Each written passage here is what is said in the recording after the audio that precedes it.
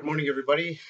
This is Steve Fletcher with the Trumpet for My People, and today is November 15th, 2017. And over the next couple days, I want to share with you the following three messages about preparation for the rapture. And I want to talk about Matthew chapter 25 and the connection between the three stories of Matthew chapter 25 and rapture on the last day of Hanukkah. Okay, and this is just going to be an introduction video that I'm sharing to open up this theme of preparation for the rapture and how it is connected to Matthew chapter 25. Okay, first of all, there are three stories within the within Matthew chapter 25. We saw how Hanukkah is connected to Matthew chapter 24 through the flight being in winter and on the Sabbath, and on as the days are shortened, the days will be shortened, and so we have the winter feast, just as it says in John chapter 10 when Jesus celebrated the feast of dedication. It was winter.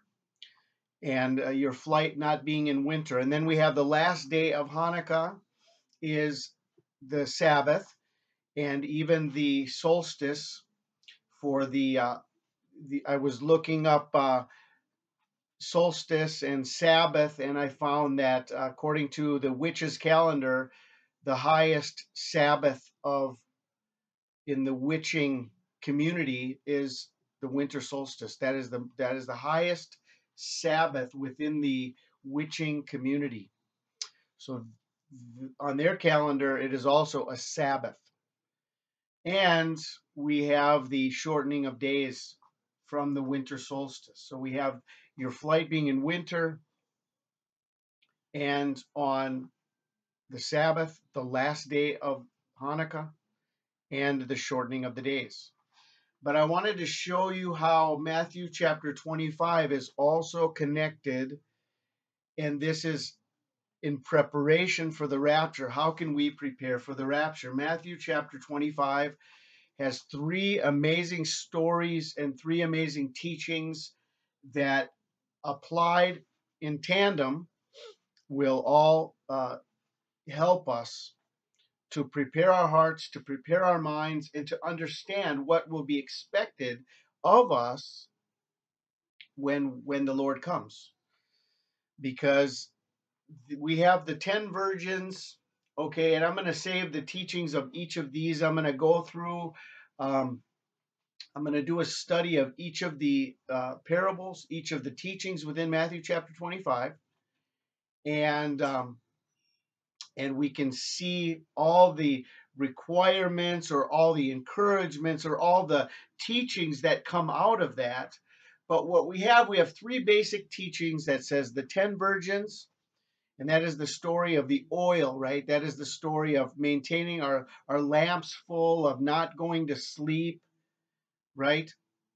At the time of the greatest slumber in the world, right? We have to remain awake. In the time when the days are short and the nights are long, when it just is a time in the cold when people want to sleep more, and it's vacation and the Christmas season, and but the 10 virgins staying awake when everybody else is slumbering, staying awake. And then we have the story of the oil and how that connects to Hanukkah.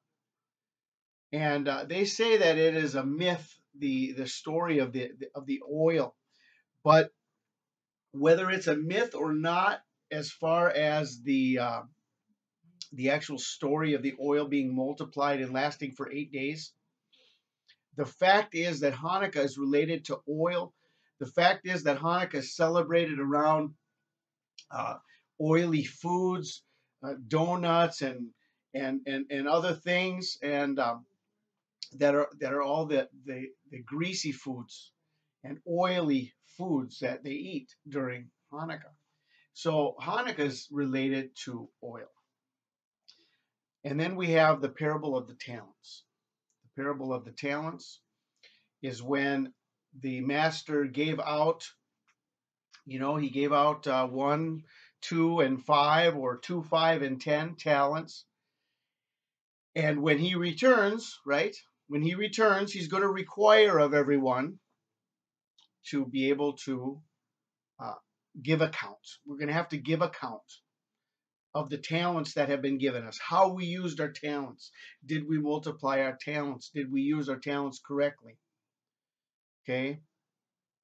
And so that we see the 10 virgins in Hanukkah. We see the parable of the talents in the scales, and how the Lord will weigh out. We're going to be weighed out on the scales. And this is the teaching of Matthew chapter 25, and we're going to get into this in the next 3 messages. And then we have the teaching of the sheep and the goats. The sheep and the goats. Now, I find this interesting that we have the connection between Venus and Saturn and the sun. Saturn and the sun are exactly aligned, and Venus is right there. And I'm really wondering if this isn't the exact sign of the dragon, ready to devour that child. Because Saturn is related to Satan. Sun is related to the Antichrist in this instance, because it's talking about the winter solstice, the rise of the Antichrist, and how the Sun and Saturn are conjoined. And then we have Venus right there. And so maybe this is the connection between the sheep and the goats. And we have the connection between Capricorn. Remember how we showed that the winter solstice is also connected to the goat, Capricorn? The ruling planet is Saturn. See, we have a connection here between Saturn and the goat. It's the winter solstice. This is all part of this sign. And